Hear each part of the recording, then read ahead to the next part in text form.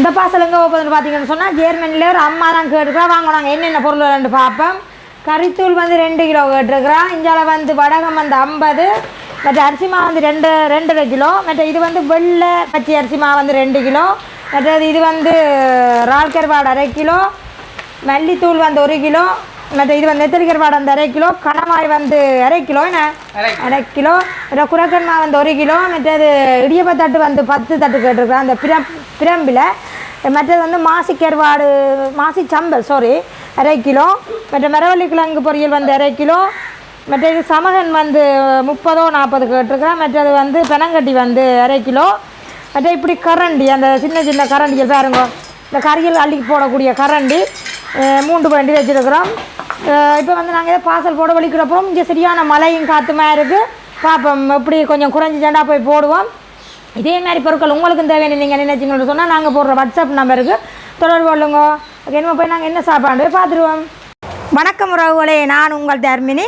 நாங்கள் நல்ல சுகமாக இருக்கிறோம், நீங்களும் நல்ல சுகமாக இருக்க வேணுமென்னு சொல்லிக்கொண்டு இன்றைக்கு வந்து உங்களுக்கு என்ன சாப்பாடு செய்து காட்ட போகிறோன்னு சொன்னால் டின் மீன் வறுவை சோறு தான் இன்றைக்கு உங்களுக்கு செஞ்சு காட்ட போகிறேன். கண்டிப்பாக இதுவும் நல்ல டேஸ்ட்டாக இருக்கும். உங்களுக்கு டின் மீன் இருந்தாலே நீங்கள் இதை ஈஸியாக செஞ்சு கொள்ளலாம். டின் மீன் வறுவை சோறு கண்டிப்பாக நீங்களும் இதே மாதிரி செஞ்சு சாப்பிட்டு பாருங்க. இதுக்கு நாங்கள் என்னென்ன போட போகிறோம்னு சொல்லி வாங்கோ வீடியோக்குள்ளே போகலாம். அதுக்கு முன்னாடி யாராவது எங்களோட வீடியோக்குள்ளே புதுசாக வாரீங்கன்னு சொன்னால் மறக்காமல் சப்ஸ்கிரைப் பண்ணுங்க. அது ஒரு வகையில் எங்களுக்கு சப்போர்ட்டாக இருக்குமென்னு சொல்லிக்கொண்டு வாங்கோ வீடியோக்குள்ளே போகலாம். அதனோட ஒரு சின்ன விஷயம் ஒன்றை கேட்டு போவோம். என்னென்னு சொன்னால் சுவிஸ் நாட்டில் இருக்கிற ஒரு தங்கச்சி ஒரு ஆள் அவள் வந்து நர்சிங் செய்கிறா. அப்போ அவளுக்கு வந்து அவன் பெற்றார்மார் வந்து ஒரு திருமணத்துக்காக வேறம் தேடிக்கொண்டிருக்கிறேன். குறிப்பாக சுவிஸ் நாட்டுக்குள்ளேயே இருக்கணும். இதுதான் முதலாவது பிரச்சனை. தங்கச்சிக்கு சுவிஸ் நாட்டுக்குள்ளேயே ஒரு மணமகனை தேடினேன். நீங்கள் யாரும் பெற்றோர் இந்த வீடியோவை பார்த்தால் சுவிஸ் நாட்டுக்குள்ளே இருக்கிற பெற்றோர் மேலே எங்களோட தொடர்பு கொள்ளுங்க. மணமகளுக்கு வந்து 26 வயசு. ஓராவது அடுத்தது லண்டன், 2வது லண்டனுக்குள்ளே வந்து ஒரு 24 வயசு 24 வயசில் ஒரு தங்கச்சி இருக்கிறா. அவளுக்கும் வந்து விரம் தேடிக்கொண்டிருக்கிறேன். அவள் நல்ல ஒரு சிறந்த தொழிலில் இருக்கிறா. அவளுக்கு குறிப்பாக லண்டனுக்குள்ளே இருக்கிற யாராச்சும் கொஞ்சம் படித்து கொஞ்சம் வேலை செய்யக்கூடிய நல்ல ஒரு பெரிய வேலையாக செய்கிறா. அவளுக்குரிய ஒரு மணமகனும் தேவை. அப்போ குறிப்பாக லண்டனுக்கு இருக்கிற பெற்றோரும் சுவிஸுக்கு இருக்கிற பெற்றோரும் வயசையும் பாருங்கோ, டார்கெட் பண்ணி வயசை பாருங்கோ. 24 வயசு தங்கச்சி, மற்ற தங்கச்சிக்கு 26 வயசு.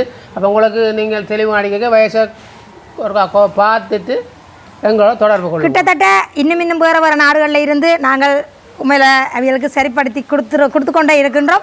என்னென்னு சொன்னால் இதையும் என்னென்னு சொன்னால் டார்கெட்டாக நாங்கள் இப்படியும் ஒரு வயசை சொன்னால் நீங்கள் அதே வயசுக்கு அடிப்பீங்கன்னு தான் நாங்கள் சொல்கிறோம். நோம்பலாக 40 வயசுக்காரண்டா பார்த்துட்டு 37 வயசுண்டக்கு அடிக்க தேவையில்லை. 26 ஒரு 6 வயசு 7 வயசு 32. அப்போ அதுக்காக தான் வயசை சொன்னாங்க. நீங்கள் வயசு கொஞ்சம் என்னடா சொல்லுங்க, திருப்பி சொல்லுங்கள் எப்படி இருக்குன்னு சொல்லி நாங்கள் பார்த்து ட்ரை பண்ணுவோம்.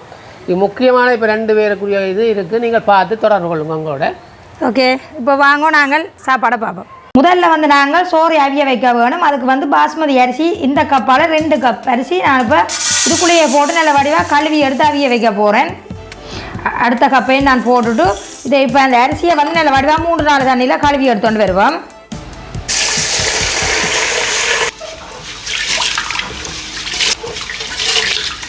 இப்போ வந்து நாங்கள் அரிசி எடுத்த அதே கப்பாலேயே 4 கப் தண்ணி ஊற்றி அவிய வைக்க போகிறேன்.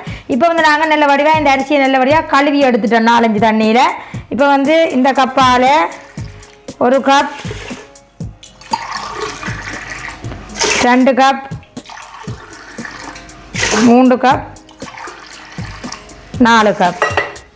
இப்போ வந்து நாங்கள் தண்ணி விட்டுட்டோம். 2 கப் அரிசிக்கு 4 கப் தண்ணி விட்டுட்டோம். தேவையான அளவு கொஞ்சமாக உப்பு போடுவோம், மஞ்சள் தூள் கொஞ்சம். இப்படியே நாங்கள் கலந்து விட்டுட்டு மூடி இதை வடிவாக நல்ல பூ போலே அவிச்சு எடுப்போம். அடுத்தது வந்து நாங்கள் டின் மீனை துப்புரவு பண்ணி எடுப்போம். நாங்கள் டின் மீனை வடிவாக துப்புரவு பண்ணி எடுத்துட்டோம். இப்போ வந்து எங்களுக்கு சோறு வந்து நல்ல வடிவாக அவிஞ்சிட்டு நம்ம நாங்கள் இது ஒரு வேறு பேசினில் வந்து இப்படி உடையாமலுக்கு அள்ளி போடுவோம்.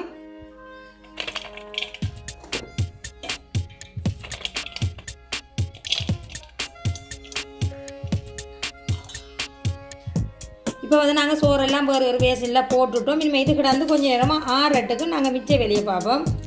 அடுத்த தேவையான பொருட்களை பார்ப்போம். முட்டி எடுத்துருக்கிறேன், 4 எடுத்து நல்ல வடிவாக அடித்து வச்சுருக்கிறேன்.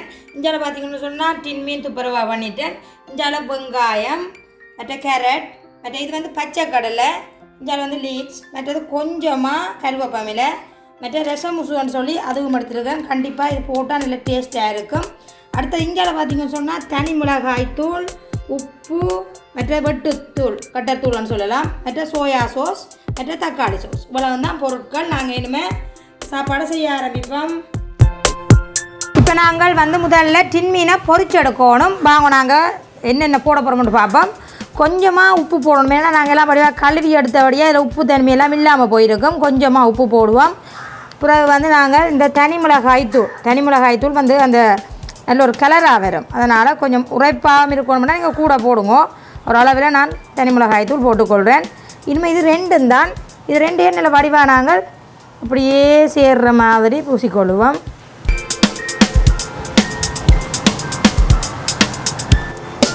இதுக்குள்ளே வந்து நான் தண்ணி ஒன்றும் கிடையாது, அந்த கழுவின ஈரத்துலேயே நாங்கள் தூளையும் இந்த தனி மிளகாய் தூளையும் உப்பையும் போட்டு பிரட்ட வேண்டியது தான்.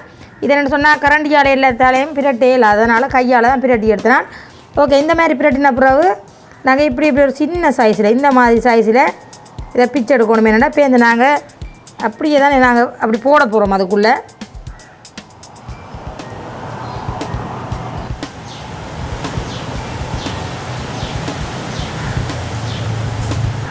இந்த மாதிரிக்கு வடிவாக சின்ன சின்னதாக பிச்சு எடுத்துட்டோம். இனிமேல் இதை வந்து நாங்கள் மெல்லிஸாக பொரிச்சு எடுக்கணும். இப்போ வந்து நாங்கள் அடுப்பில் வந்து ஒரு சட்டி கொண்டு வச்சுக்கொள்வோம். அதில் வந்து தேவையான அளவு எண்ணெயை ஊற்றிக்கொள்ளுவோம். இப்போ வந்து இந்த எண்ணெய் வந்து சூடாகட்டும். எண்ணெய் வந்து நாங்கள் கொதிச்சுட்டு நாங்கள் டின் மீனை இப்படியே போட்டு மெல்லிஸாக பொரிச்சு எடுப்போம்.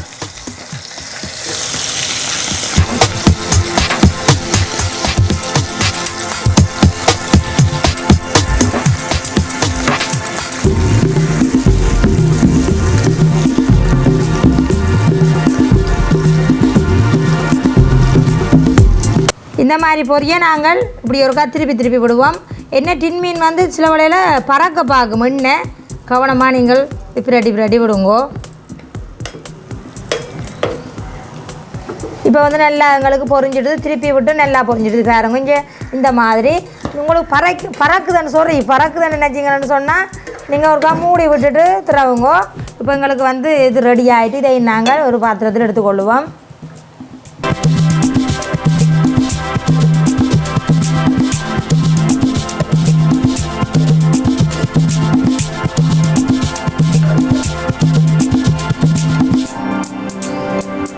இப்போ வந்து நாங்கள் டின் மீன் எல்லாம் வடிவாக பொரிச்சு எடுத்துட்டோம்.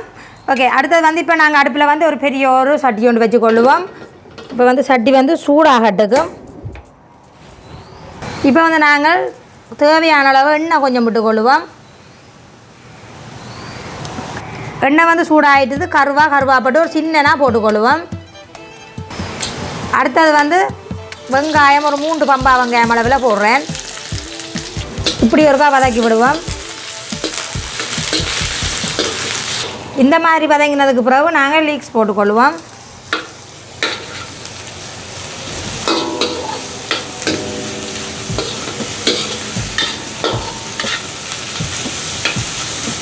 அதோட கருவேப்பமில்லை கொஞ்சம்,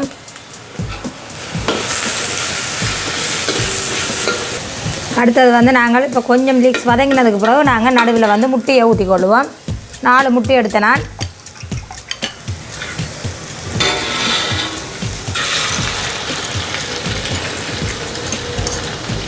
இப்போ முட்டைக்குள்ளே வந்து நாங்கள் தேவையான அளவு உப்பு போடுவோம். தனி மிளகாய் தூள் சேர்த்து கிண்டி கொள்ளுவோம்.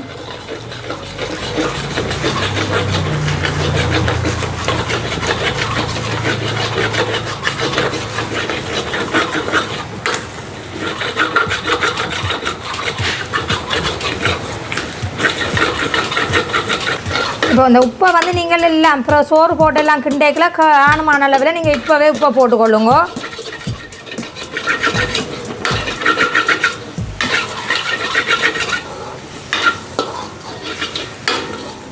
இந்த மாதிரிக்கு முட்டையெல்லாம் வதங்கினதுக்கு பிறகு நாங்கள் கேரட் போட்டுக்கொள்வோம். கேரட்டை வந்து இந்த மாதிரி தும்பாக வெட்டி கொள்ளுங்க. இந்த மாதிரிக்கு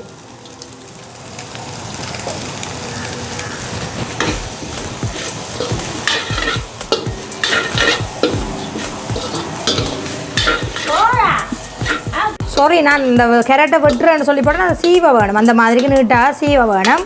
அடுத்தது வந்து நாங்கள் பச்சை கடலை அவிச்சு வச்சுருக்கோம், அதையும் போட்டுக்கொள்ளுவோம். அதையும் இப்படியே போட்டு வதக்குவோம். இதை வந்து நாங்கள் 2 நிமிஷமாக இதை வதக்கி விடுவோம்.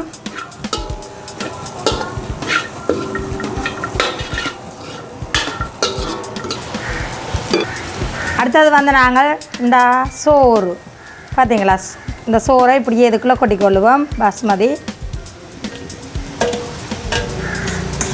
இப்போ வந்து நாங்கள் சோறுக்கு மேலே ரசம் அது வந்து ஒரு பேக்கெட் நான் எடுத்துருக்கிறேன், அதை அப்படியே போட்டுக்கொள்கிறேன். அதோட பொரிச்சு வச்ச டின் மீன்,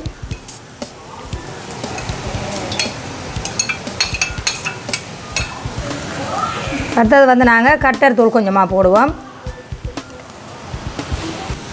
இப்படியே நாங்கள் சேர்த்து இப்படியே பிரட்ட வேண்டியதுதான்.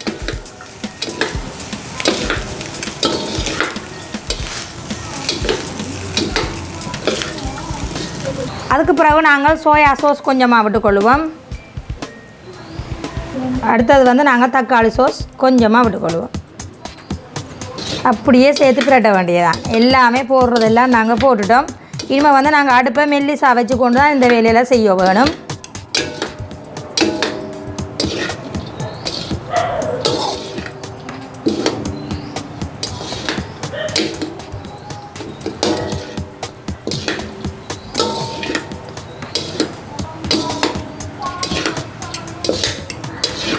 பாருங்க, இந்த சோறு வந்து நீங்கள் ஆக்குறதுல தான் இருக்குது. இந்த பாருங்க இந்த மாதிரிக்கு இப்படி வேற வேணும், உறுதியாக இப்படி விழ வேணும்.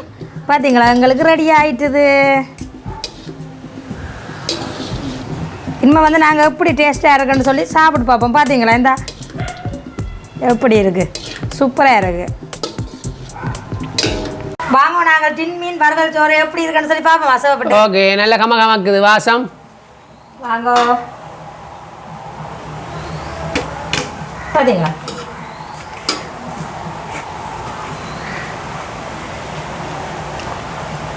இப்போ வந்து இந்த டேஸ்ட்டுக்காக இப்படி தேசிப்பழம் தேசிக்காயை வந்து அப்படியே புளிஞ்சிட்டு சாப்பிடுங்க, இன்னும் ஒரு டேஸ்ட் ஒன்றை தரும். இப்போ அடுத்த பிளேட்டுக்கும் போடுவோம். இப்போ வந்து இனிமேல் நாங்கள் எப்படி டேஸ்ட்டாக இருக்குன்னு சொல்லி சாப்பிட்டு பார்ப்போமா. ஓகே பாருங்கோ, டின் மீன் அதோட இப்படியே சோறு எடுத்து இப்படியே கொஞ்சமாக தேசி இப்படியே புளிவோம்.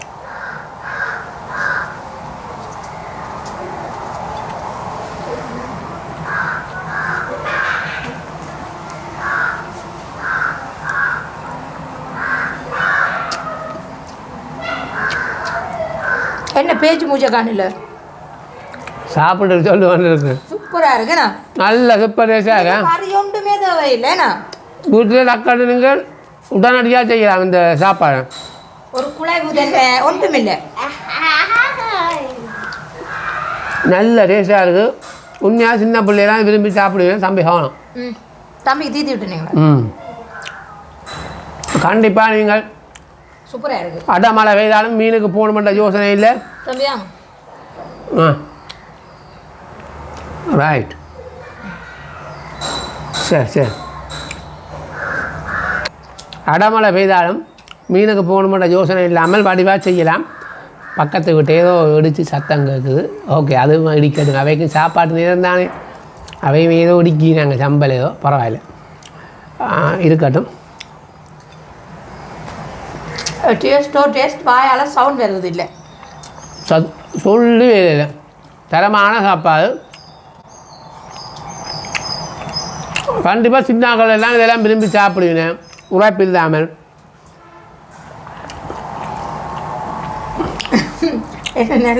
இந்த வாயால் பேச்சு மூச்சு வரையில பேக்கில் வச்சுருக்கோம் உனக்கு.